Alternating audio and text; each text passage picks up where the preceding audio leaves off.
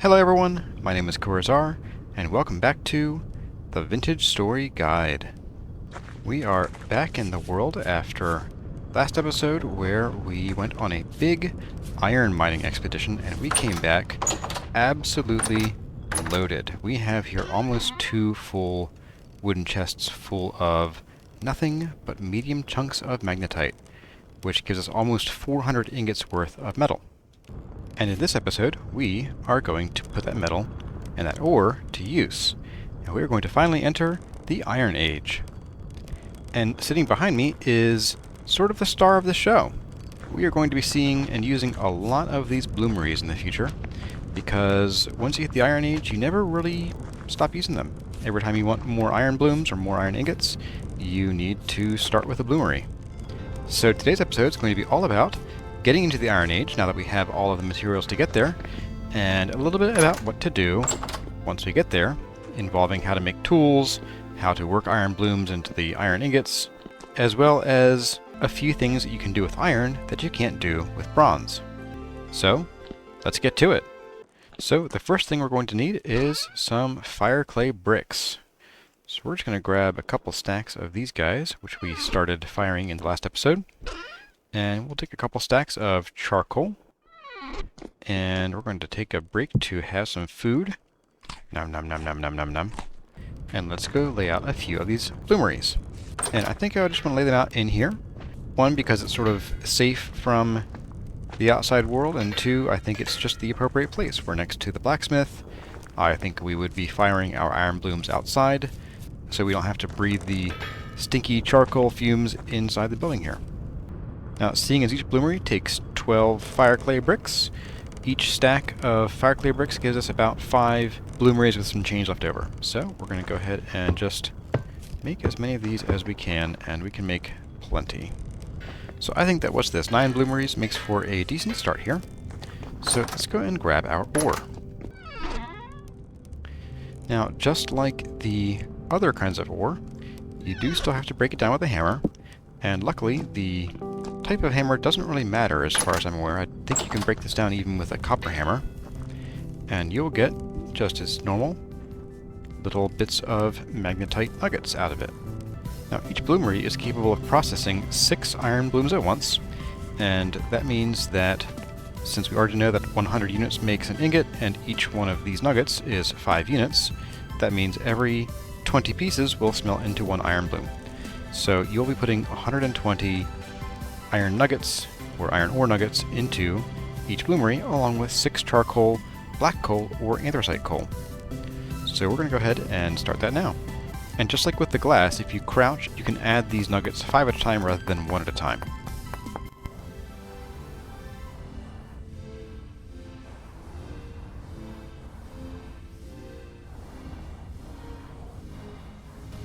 And there we go.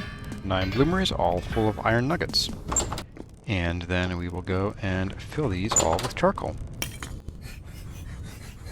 And like that, almost 1 full stack of charcoal is already gone. And then we're going to go ahead and light these up. And with that all done and those burning, we're going to come back in, I think it's 10 or 12 hours, and we should have a whole bunch of iron blooms. So I'm going to get to work on some of these details here in the intervening time, and I'll bring y'all back when these are ready to roll. Okay, welcome back everyone. It's been about 12 hours since we fired these up, and we now have 9 bloomeries, all reporting they have 6 iron blooms in them. So let's break these down and see what we've got.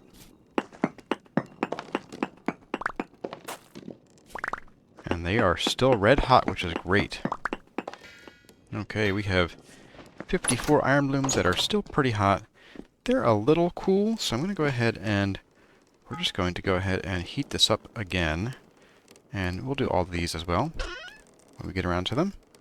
Now, you'll notice that we don't have iron ingots.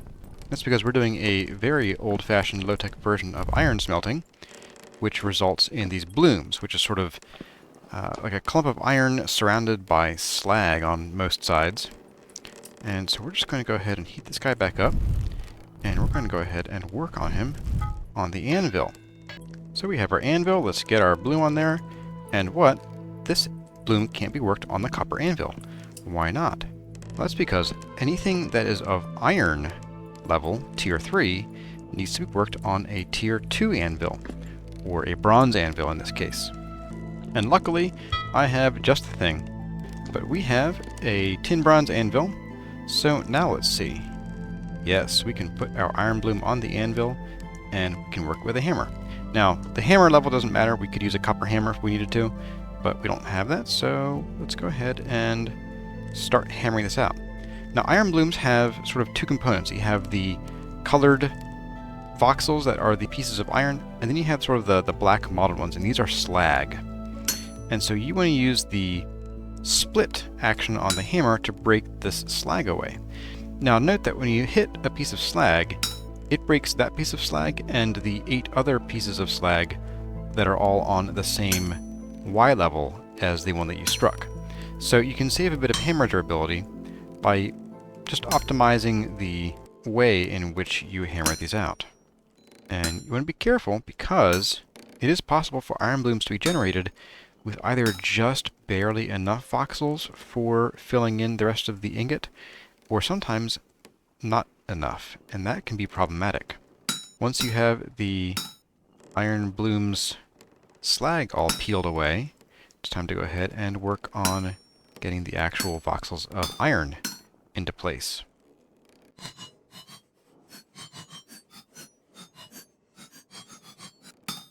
Luckily, this iron bloom spawned with 1, 2, 3, 4, 5 extra voxels of iron. Perfect. And we now have our very first iron ingot. Look at that. Beautiful. So we can go ahead and we can start on the next iron bloom, or, you guessed it, we could just pick up our anvil and chuck it over here and let these bad boys work on the iron bloom. And they will handle it much faster than we can when we have 4 of them going at once, or in our case, 3. Because I forgot to hook this one up. Oops. That's on me. But once again, just like with the plates, these things chew through the iron bloom, and we will have a second iron ingot in no time.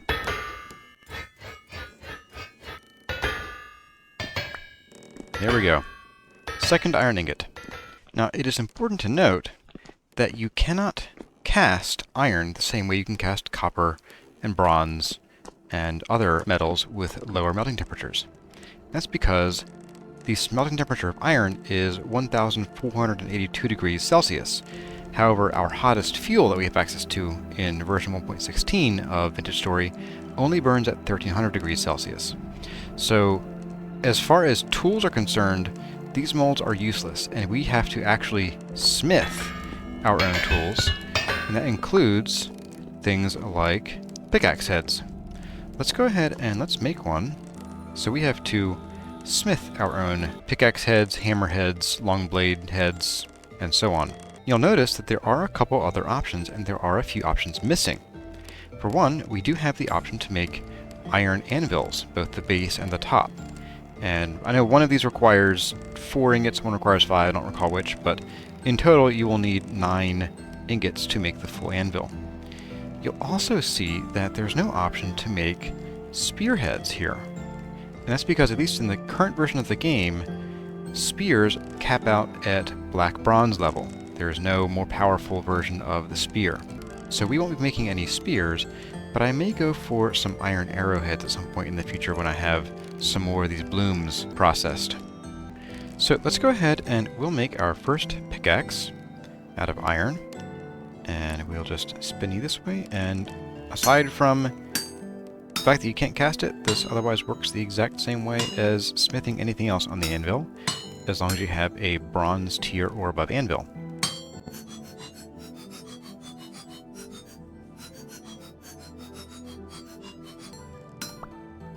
There we have our very first iron pickaxe head, and our first iron pickaxe. And you'll see that the durability is almost double that of even the black bronze pickaxe. So that is one of the big advantages to upgrading to iron, is that you get a massive increase in tool durability.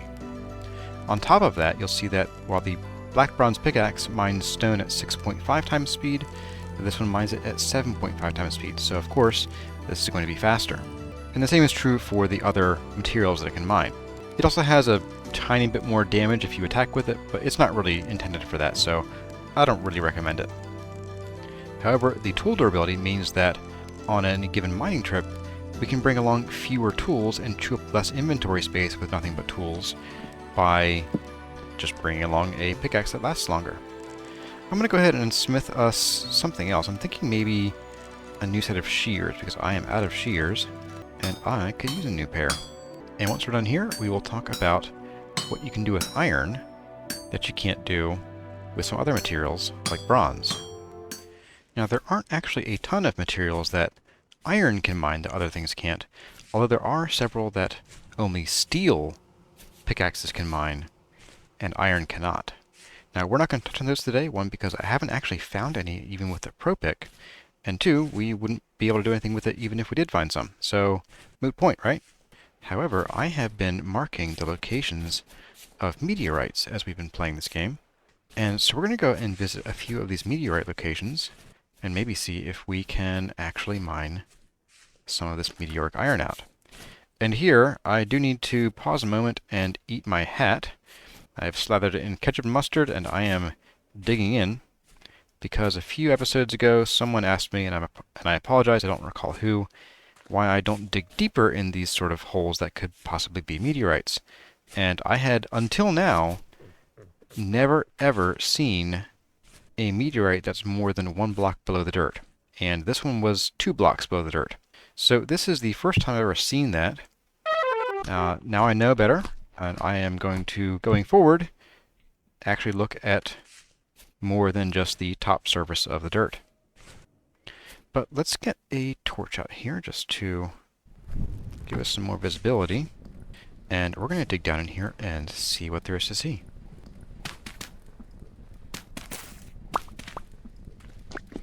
So here we have meteoric iron and swavite impact rock. Now, for some reason, I have not, in this playthrough, ever seen any meteoric iron bits, nor any swavite impact rock bits sitting around the crater. They normally appear like that, such as like when you see a copper deposit in the surface. I don't know why, but they have not shown up here in this playthrough. I guess there must be some kind of randomization, and I just haven't gotten lucky. The swavite can be broken by copper or bronze pickaxes. Not a big problem. However, this meteoric iron, it's doing nothing. We're not getting anywhere with this. But if we pull out the iron pickaxe, it'll take a while. You can see it's very slowly starting to crack. We can, in fact, mine this out. And there we have our first 4 pieces of iron meteorites. Now these can be smelted down in a 2-to-1 ratio of iron meteorite pieces into meteoric iron ingots. And they are a little bit better than iron. They're somewhere sort of between iron and steel, maybe like 40% of the way from iron to steel. And these have a few other special rules that we'll get into when we get back and start working with this. So I'm going to go ahead and start digging out this meteorite, and maybe a few more. We have marked 5 or 6, maybe a few more than that, around the map. And I'm also going to keep mining in here and show you what we find with the swavite, because swavite can occasionally have something really nice hidden in it. Let's get to it.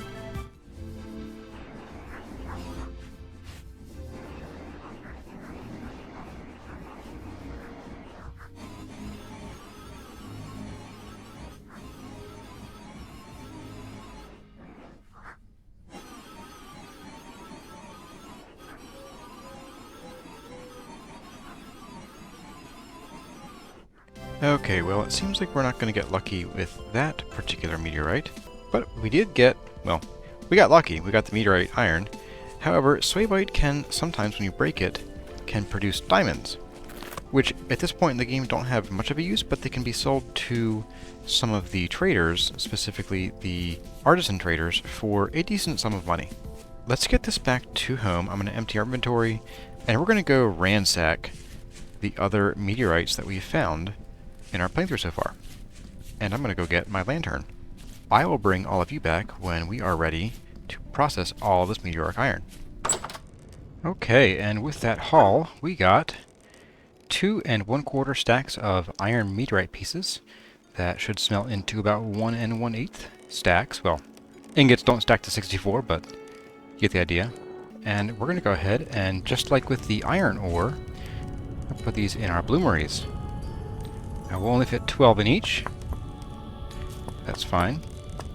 There we go. And then for our fuel, and then our fire. And just like that, we will be waiting another 10 or 12 hours for this to all cook down. In the meantime, I'm going to move our anvil back over there, and we are going to hammer out some more blooms so we can make some more tools. And I'll bring y'all back when that's done and these guys are also done. Okay, everyone, welcome back. It is the next morning, late morning. I have been busy smithing all night. I made 2 brand new iron hammers. I made 2 iron pounder caps, which we will use to replace the bronze pounder caps on our pulverizer. And this is so that we can grind things like quartz or bauxite. I made an iron cleaver so that we can more efficiently kill our animals once they are at generation 3 or higher. I've made an iron shovel. I've made another iron pickaxe, and I'll probably make a few more of these after the episode's over. An iron prospecting pick, an iron chisel, an iron knife to finally get away from all the bone and flint knives we've been using, an iron axe, and I made an iron longblade head, but we're not quite going to make a regular iron longblade. And that's because there is a Blackguard's version of a sword, the Blackguard short sword, which is notably more powerful than the iron sword. The iron longblade only has 5 hit points of damage and only 850 durability, whereas if we instead make the Blackguard short sword, we get about 40% more durability and a small amount more damage, with the same attack tier and attack range. So we're going to go ahead and make this. It's also a snazzier looking sword, if I'm being honest. I don't like the long blade's kind of jagged look as if it was cast and then the sprues were just left on. So for this, we're going to need one of these. We're going to need the long blade. We're going to need a stick. There we go. And we need a hammer, which I have right here. Stick, iron long blade head, iron hammer, charcoal. Oh, we probably need an iron hammer, don't we? Yep, there we go. Blackguard short sword. Very nice. Look at that. We look dangerous now, don't we? And with all that put away, let's see what our bloomeries have in store for us. So as you can see, instead of having blooms, we just get pure meteoric iron ingots out of our bloomeries when we make the meteoric iron with them. So that means that we don't have to bother with all that rigmarole of throwing these on the anvil and having to hammer out all the slag and fit them into their voxels. And from that we got 60 meteoric iron ingots, all ready to rumble. So why don't we go ahead and put them on our anvil? Oh wait, we can't, because this requires a tier 3 anvil, and we only have a tier 2 anvil. So that means we're going to need an iron anvil. And an iron anvil is a bit of a special child as far as the anvils go. And so is the meteoric iron anvil, and so is the steel anvil. But at the current moment, the highest tier anvil that you actually need is iron. And you have to have an iron anvil to work both meteoric iron and steel. So I'm going to put these down, and we're going to go on a bit of a quest because there's something that we need extra beyond the iron in order to make an iron anvil. And that is, we need exactly 1 piece of powdered borax. Now, we already know where a couple borax deposits are, so we're going to go and ransack those, and we'll bring it back, and we will start the process, my favorite process, of hammering out an iron anvil. For the record, I recommend you keep the number of iron anvils that you make to a minimum. They take forever to make. They require 9 iron ingots, and they are just so annoying because there are a few quirks that we're going to cover that the iron anvil suffers from when you're trying to smith it on an anvil. So let's get the borax, we'll heat up our 9 iron ingots, or at least maybe a few of them at a time, and we will get that going on. And here we are approaching our borax deposit. Yep, there we go. We found this on an episode long ago when we found our bees. So we're going to just dig straight down here, and we're going to pull out some borax. I will probably clear out this deposit just so we don't have to come back here, and then we'll bundle it up and bring it home. Now, I did not bring my extender retractor ladders with me, but that's okay. And there it is. So borax and limestone can be hard to spot, but that is what it looks like. Also note that borax does require a bronze or better pickaxe to mine. So if you're looking to use borax as a substitute for lime for tanning hides, you can do so, but only once you've already acquired bronze. Okay, we are back, and we have our borax with us. And borax goes in the quern, but nothing is going to happen with the quern today. We're going to put the borax in the quern, and that's fine. We'll come back later, because we don't need the borax at the moment. We need to make the two halves of our anvil first. So, let's go talk about how to make our iron anvil. And we're going to start with the anvil top, because the anvil bottom is easier to start if you have a plate handy, and, well, the wind isn't cooperating, so no plates today. So we're going to go ahead and we will light this up. And this is going to burn through a solid chunk of fuel. I think I'm just going to use some brown coal for this, because we need to keep this hot as we work, because this will take a long time to smith. And we are hot. So let's go ahead and we are going to start the iron anvil top. Now, it should be noted that when you're working with anvils, you can only stack ingots up to 3 high. And that means that any future ingots you stack on cannot rise above the 6 voxel limit. So we're going to put one more ingot on, and that is the maximum height that we can actually work at. If we add the next ingot on, it will just disappear into the ether, and we don't want that. Also, if you're using the volumetric lighting mod and you have an NVIDIA video card, it's going to be a lot easier to see the voxels if you temporarily disable the deferred lighting option. I discovered that myself one fateful day. And this is going to be a pretty tight recipe. We don't have a lot of room for error. In fact, we have almost no room for error if we want to avoid adding too many more ingots to our workpiece here. So I'm going to pull off at least this second row off the anvil and bring it down into their final places. And you'll find yourself doing a lot of squatting to see the different voxels to make sure you're getting them all. And that's normal, it's handy to do, and you might even consider setting your anvil up a block so you don't have to do that as much. But I prefer to work on it at this height. So I'm going to go ahead and get this in, and we'll see if we can efficiently use our ingots here.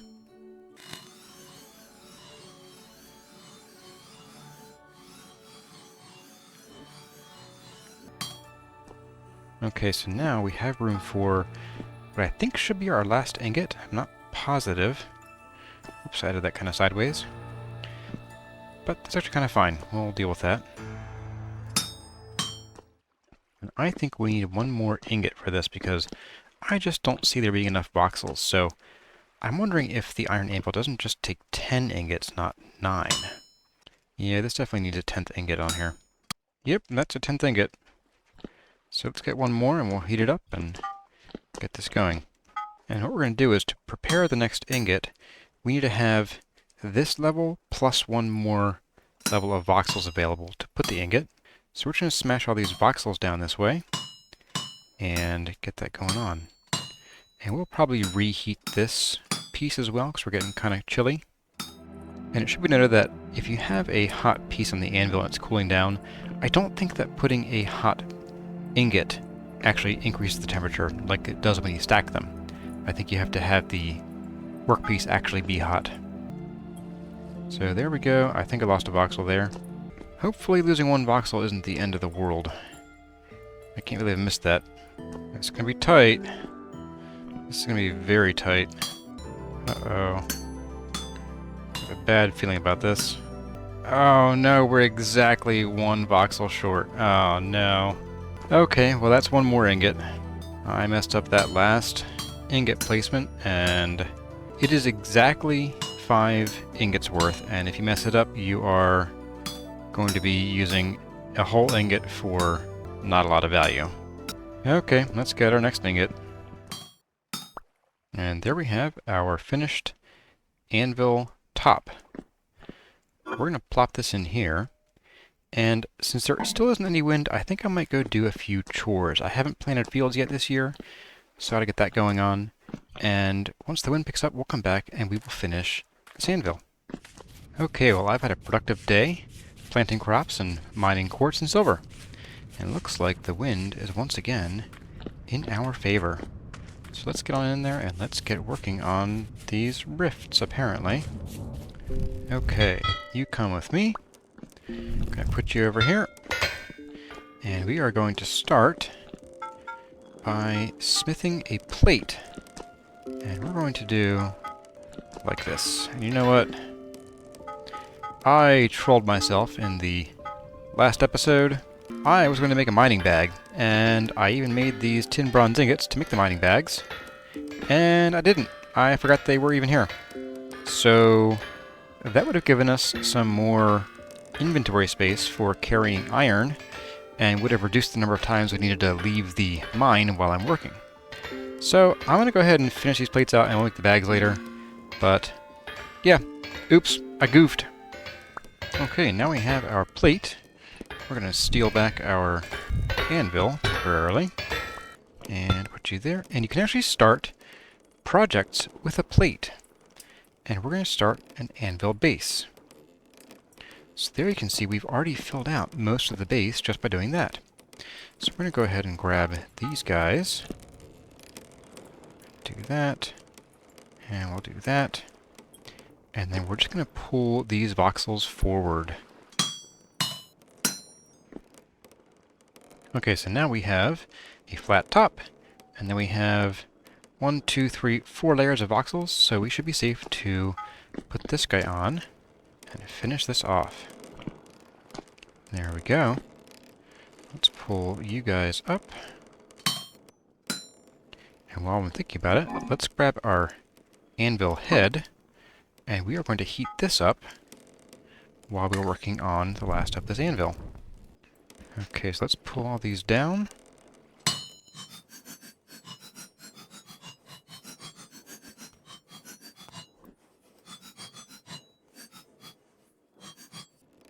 And this, as you can see, is much more forgiving than the anvil head was. And now we have our base. Now, to combine these two, put the base on the ground. You need 1 powdered borax. You can put that right there. And then you put the head on, and then you hit it 12 times. Oh, 11 times.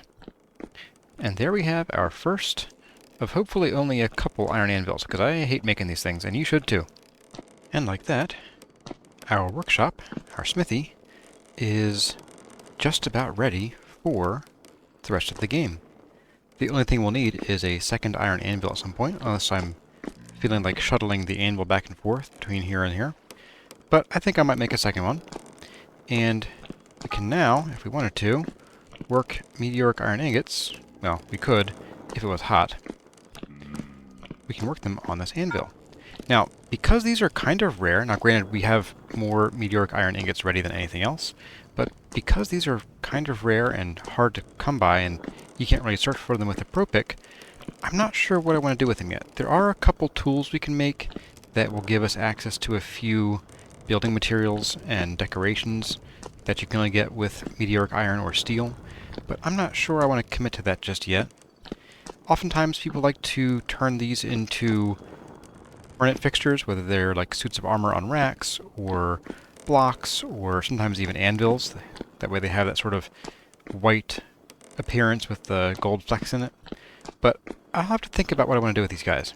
But for now, I'm just happy to have an iron anvil and to have my workshop almost fully operational. I'm going to get this Hellhammer into operation here in a minute. We have made it into the Iron Age, and we are ready to progress into the late game. Anyway, everyone, that is about all we have time for in this episode. I hope you enjoyed our adventure in putting the iron ore that we found in the last episode to good use, and I hope that the demonstration in how to make an iron anvil was informative. Anyway, as always, my name has been Corazar. Thank y'all for watching, and I'll see you in the next one.